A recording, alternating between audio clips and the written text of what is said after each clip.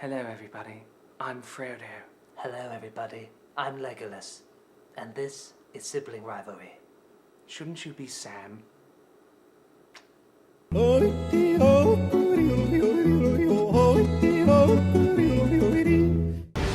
is now behind you. The world is ahead.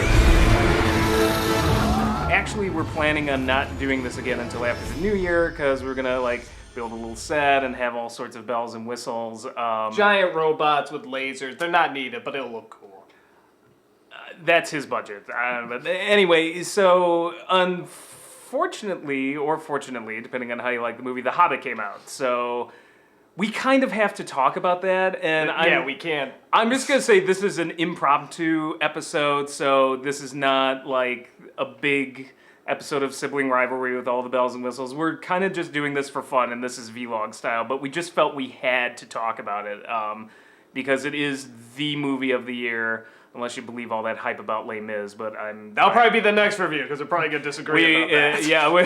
I don't like Les Mis. I like Les Mis. So we're probably going to do one for that as well. But the next couple episodes, while we're getting stuff set for a relaunch, is just going to be fun and impromptu. So yeah, we saw The Hobbit, and I don't know, Doug, what did you think? Okay, well, so in my opinion, I know I'm going to be a minority on this, but I don't give a fuck. Personally, this is my favorite of the Lord of the Rings movies, which I know sounds insane. But are you serious? Yes, okay, no, but here's why. No. Okay. No. I mean, first of all, we should talk a little bit about what it is. It's a much smaller story than the other Lord of the Rings. I mean, you're not going to see big epic battles. Yet somehow much longer. Castles. That is a little odd.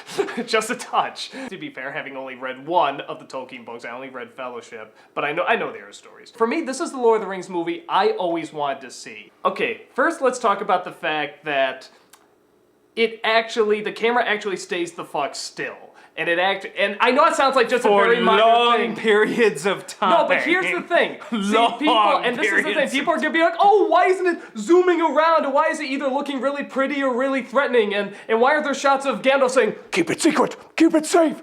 Or Bilbo going, I should have done this a long time ago. Or Elijah Wood going, Strider. Those really obnoxious close-ups that can't just let a scene play. This movie, finally, in my opinion, lets characters breathe, and it actually lets a scene just play out. And to me, it feels like the first time you can actually breathe in this world. This world felt believable. Okay, I give you that. You felt like you could breathe in this world and you weren't being breathed on.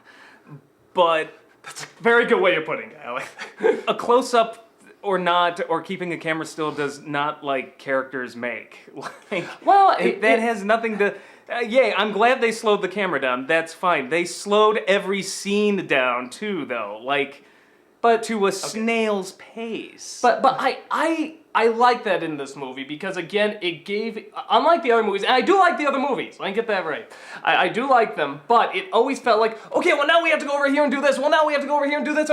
And I understand that. It's supposed to be an action film. It's supposed to be, the castles and the armies and stuff like that. It's called Things Happening. No, but it's supposed to start off simple.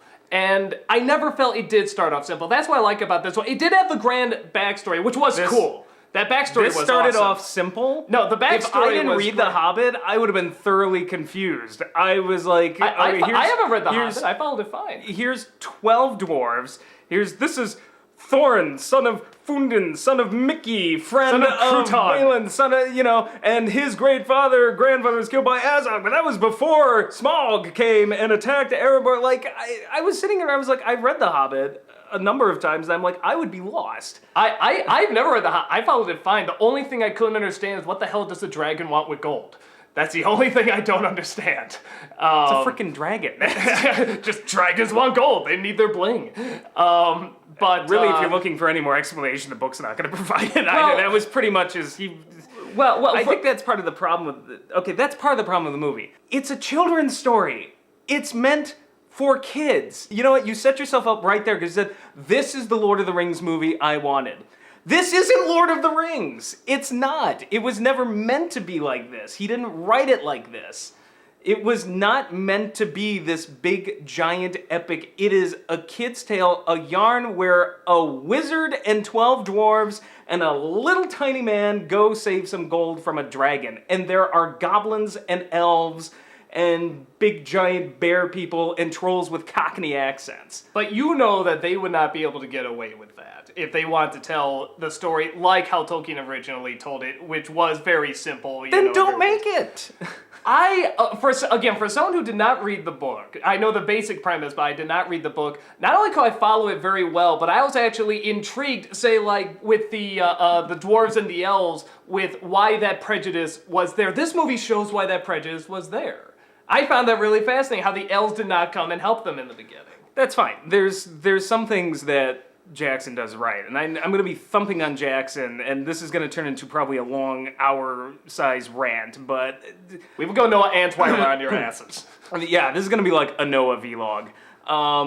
There are things that Jackson did right in this film, and there are things that he does perfectly in this film. But it's a matter of tone. There is no consistent tone in this film. I thought there was. Who is this film made for? It's made for fans of the Lord of the Rings movies.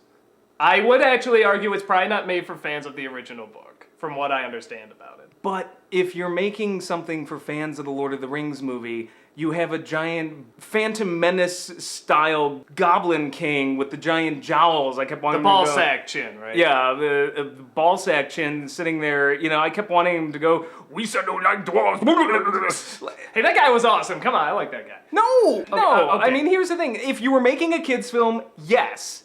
If you're making a kid's film, 1 second we have trolls with Cockney accents go, what are we going to do? Are we going to eat them or not? We have, you know, the freaking goblin going, oh, da-dee-da-dee, we're going to sing a song. And then 10 seconds later, there are these hideously looking orcs chopping heads off.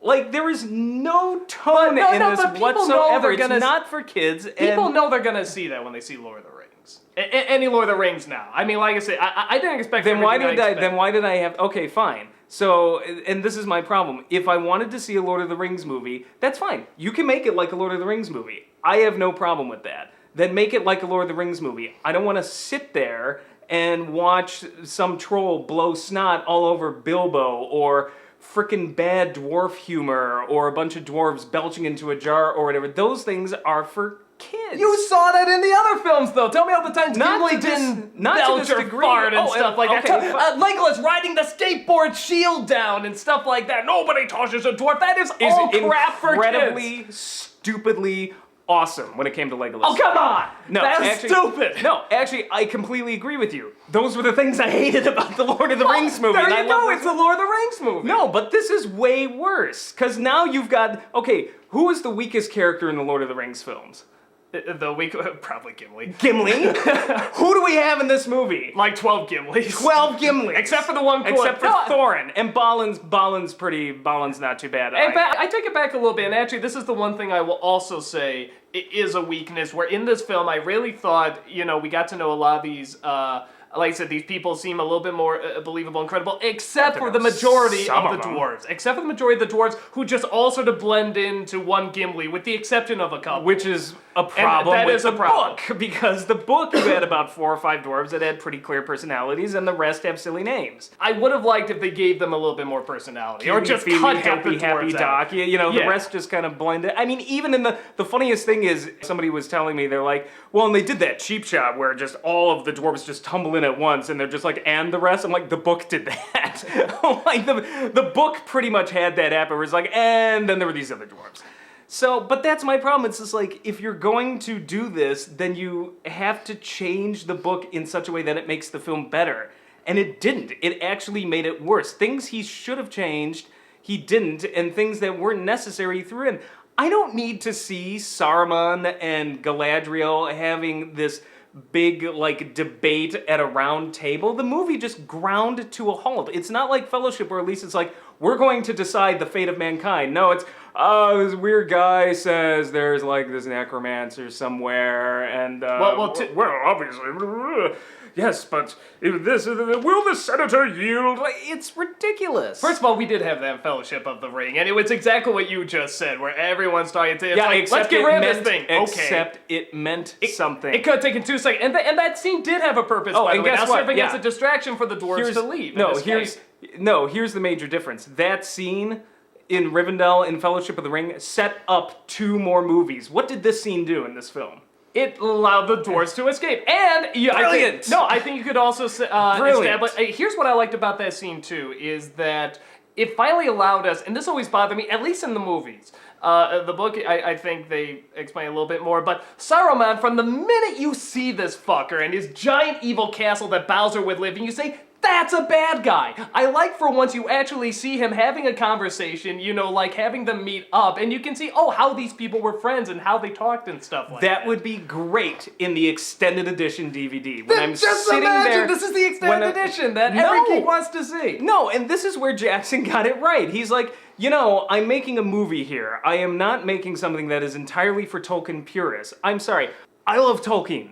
I have read the Silmarillion thrice. I use words like thrice. So know that this is where I'm coming from. If any of you guys on the message boards, it's like, you just don't understand. No, he's diehard. No, I do. Diehard. I have the history of Middle Earth, like Christopher Tolkien's books, talking about how the books were written. It's about how the books were written. I own them. I've read them twice. So don't give me that. I am telling you straight up, there was too much Tolkien in this movie. There are too many side quests, side stories. It's like I'm playing a game of Skyrim in the movie theater. It's like you're going one way and then people you ran... like Skyrim and they like those worlds. They like Skyrim because they can choose what quest they want to go on. If a quest looks boring, I can be like, delete, I will ignore this quest and go on my own and do something else. When you try to make a narrative that goes from point A to point B, you just can't get sidetracked like that, or you have to construct your narrative in a better way. I know you're just like, I'm so glad that they spent time in Hobbiton.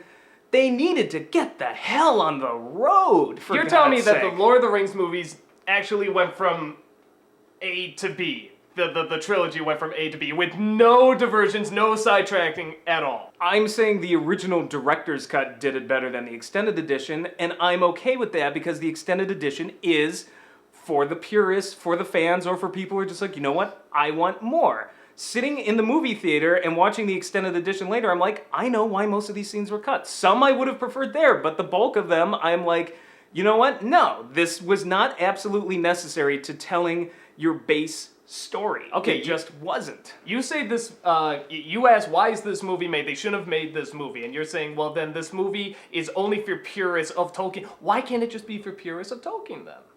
Fine. I am not a purist, by the way. That does not make it a good movie, though. That makes it a great fanfic, a great fan interpretation. It would make a great miniseries. Like, I was looking at this, I was like, obviously what Peter Jackson just wanted to do was make an HBO-style miniseries. You could divide this up into 9 to 12 episodes, and it would work, because you have the ability after an hour to pause and say, hey, or wait till next week. I reread that entire section where they got up to in the movies. There are more minutes in the movie than there are pages in the book for the first... How do you do that? How is that physically possible? They take their time and have the characters be likable. And they add stuff that's probably not necessary, but it's nice to see. They add a ton of things from the appendices that had nothing to do with the story that Tolkien admitted was not necessary to the story. Okay, let me tell you this. Tolkien in 1960 decided to rewrite The Hobbit. He's like, he looked at Lord of the Rings, he looked at The Hobbit, he's like, you know what, I wrote this as a story for my child. By the way, what is a children's story? What is a bedtime story? What's it supposed to be? To put your kids to sleep. Well, then this film does great, according to you, doesn't it? Well, it does great if that's what you want, but I don't want that from my movie. And he decided, he's like, you know what, they don't sync up. He's like, this is not working. I will rewrite The Hobbit so it matches Lord of the Rings. He got like a quarter of the way through it, and he's like, I can't do this. He's like, people are complaining, and rightfully so, this isn't The Hobbit.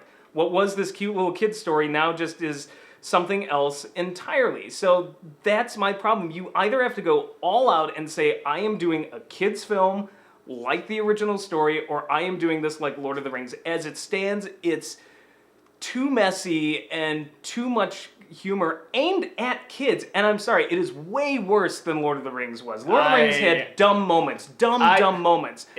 I don't remember trolls snorting all over hobbits, and like this just got really lowbrow. And the kids loved it. Then for entire 20-minute stretches, you want to know what happened while I was in the cinema? I had kids talking and kicking the back of my seat. You want to know why? Because they don't give a crap who Thorin's father is. That's why. And they don't give a crap about Saruman talking to Gandalf about how no, the dwarves should go on this quest, and oh, the necromancer's like we're in, and how do we know this is the Morgul? But all the films have had a mix. I mean, this is sort of the upside downside of what Peter Jackson has to do. Is that it has to appeal to so many people. It has to appeal to the fans of Lord of the Rings. It has to appeal to adults. It has to appeal to children. It has to get that teenage demographic. It has to get people like action. It has to get people into fantasy. And I thought for the most part, the Lord of the Rings, I think, is a cluttered mess, but I like it, and I think it works out okay. He balanced it so much better in Lord of the Rings. I thought this was so much nicer.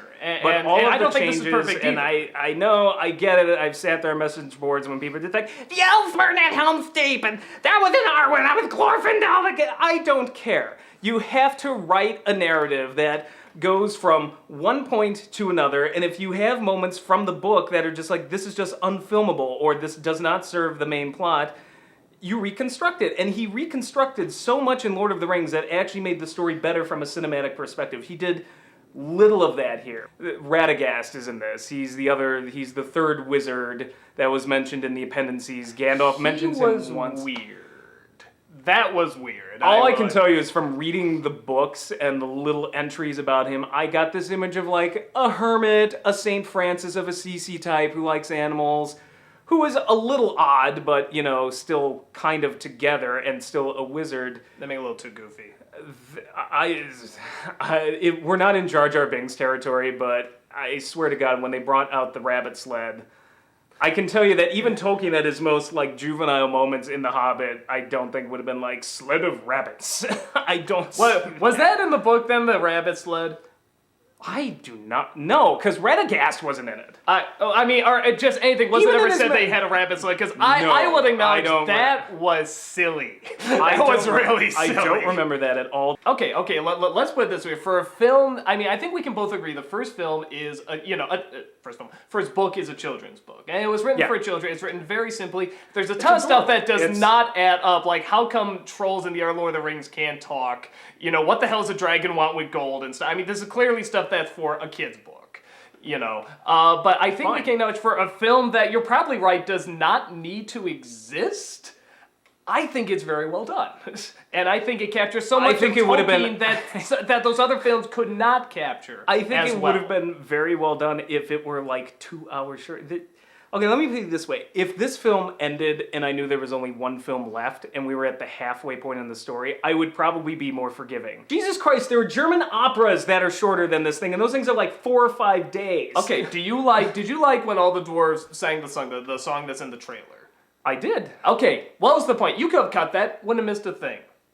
I think it added atmosphere to the scene. Exactly. That's what the other stuff does too. It adds atmosphere. It allows these characters to be characters that you can like and you want to watch them on their journey. It's the same problem I had with Fantasia 2000, which is any one of those individual bits and scenes from Fantasia 2000, it's fun. Oh, whales flying. Oh, the little toy. When you add them up together, they all add up to something that's just like, this is all kind of more of the same, and you needed to cut it down and pick your best moments. Okay, so we've rambled for a pretty long time here, you know, just talking about what we like. No, people love to hear stuff. I say, just last minute thoughts, anything else you want to say about the movie, just final thoughts on the film?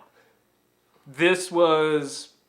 I'll give you 2 films. Like, I'll say, if you want to do 2 films, I get it. You want to flesh out appendices, fine. You got to do it right. This should have been 2 films at 2.5 hours each. Tops. That's tops. Probably could have done this in 2 hours each.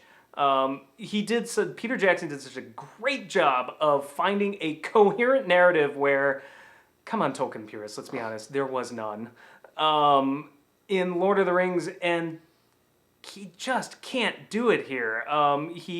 Things that he didn't need to be there that were from the appendices are there. I get the stuff with the necromancer. I won't spoil it for you guys that haven't read the books or the appendices or whatever, but yes, there is sort of a point, but you have to find a way to do it right and mesh with the narrative. And as it stands in this film, it's a giant detour and an hour and a half to get to chapter 2. I mean, that's all I can say for a book that is just, it's a light read. Like, you just did not need to do this. It's like taking Mary Poppins and turning it into this, like, 8-hour-long epic. Like, It is, the Broadway version.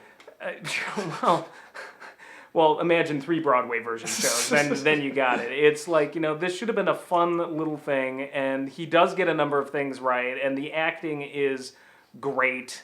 I'd say even better than, in some cases, than even the other films. Particularly Gandalf is a little nicer, and, but, yeah, it's just so long when it just didn't need to be, much like this rant, so... you got bored by this rant, now you know I felt during the movie. As you probably know, I really enjoyed it for the reasons that actually, a lot of which he listed. I do like the length because it allowed characters to breathe. I felt like I could know these people better. It allowed performances to shine through. It allowed me to feel like I could breathe in this world. And for me, that's always what I think Tolkien is about. It is about living in these worlds. And a lot of stuff I do agree with as well. It's not as big a film. It's not as driven by story, and there are a lot of detours. But for someone that, if you love that world and you want to be in that world, I say you'll probably like this film. I think I will be a minority of the one that likes this one the most out of the others, and I will agree, I don't know how they're going to make 2 other films out of this either. But you know what? I'll wait and see what they have in store, and hopefully it'll be good stuff. I really liked it. Would you say go see it?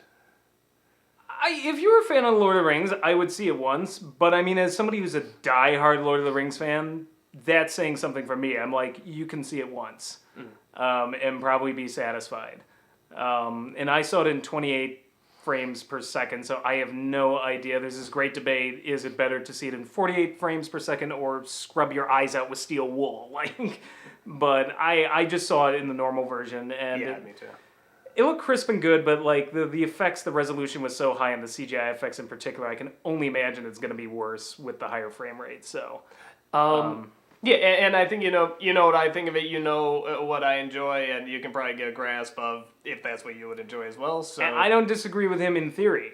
I'm just saying you got to pace your film right. You can totally let characters breathe, but you need to have some sort of momentum, and you need to have some sense of story. From a short story. Like, when you take a short story and you pace it wrong and you make it 6 hours long, there's no real excuse for that, so... Well, I liked it! So, until... I won't... Everybody's entitled to their own opinion, so just, it's subjective and you're wrong. I'm Doug Walker, and he was an ass. And he's wrong. But he's still an ass, and I'm right.